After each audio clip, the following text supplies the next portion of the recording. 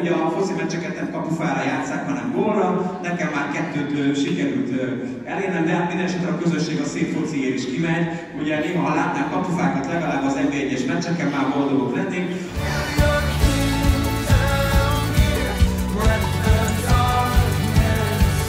Egy fiatal emberrel szolgáltam együtt, aki akkor volt először az utcán, és két lányjal beszélgettünk, egy nagyon jó kis beszélgetés volt, és aztán megengedték, hogy imádkozzunk értük. És elkezdtem imádkozni az első lányért, mondjuk legyen a neve Zsuzsi, mert elfelejtettem már a keresztnevét, és ahogy imádkoztam, szokás szerint én nem gondolkodtam, csak mondtam, ami a számon kijött. És azt mondtam ennek a lánynak, hogy ahogy imádkoztam érte, azt mondtam, hogy Uram, látod, hogy a Zsuzsi nagyon sokat csalódott emberekben. És már egyetlen egy férfiben sem tud megbízni, sőt egyáltalán nem bízik meg az emberekben. És kérlek, Uram, hogy állítsd helyre a szívét, az életét. Amikor én értem az imádkozásban, akkor ugye én nekem csukva volt a szemem, nekik nyitva volt, hogy cinikusan, gúnyosan összenevetett a barátnőjével.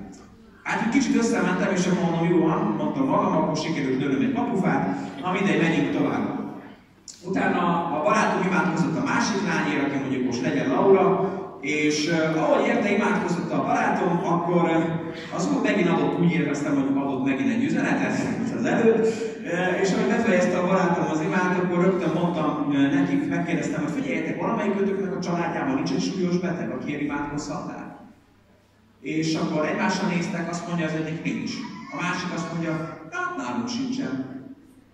Hát még jobban le voltam forrásba, ugye a foci meccseket nem kapufára játsszák, hanem gólra. Nekem már 2-t sikerült elérnem, de hát minden esetre a közösség a szép fociért is kimegy. Ugye néha, ha látnánk kapufákat legalább az NB1-es meccseken, már boldogok lennénk. Aztán még beszélgettünk velük egy kicsit, és ahogy kezdtünk elbúcsúzni, azt mondtam az első lánynak, Zsuzsinak, hogy te figyelj, most már így játékon kívül.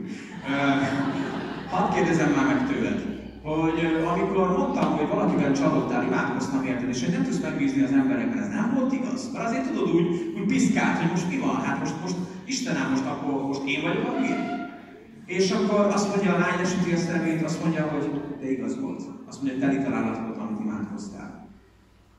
Erre megszólal a másik lány, azt mondja, hogy a mi családunkban meg van a súlyos beteg.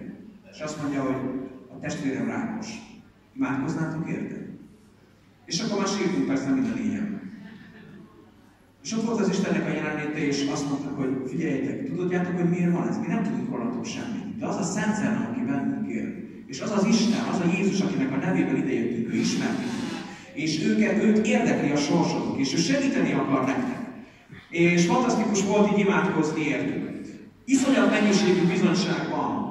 És azzal szeretném befejezni, és továbbadni a szót az utána jövőnek, hogy ne engedjétek meg magatoknak azt, hogy mások sztoriaiból éljetek.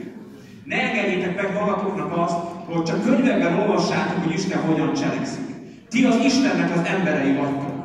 Az Isten használni akar benneteket. És csak azon múlik, hogy ez megtörténik-e, hogy elkezditek-e csinálni.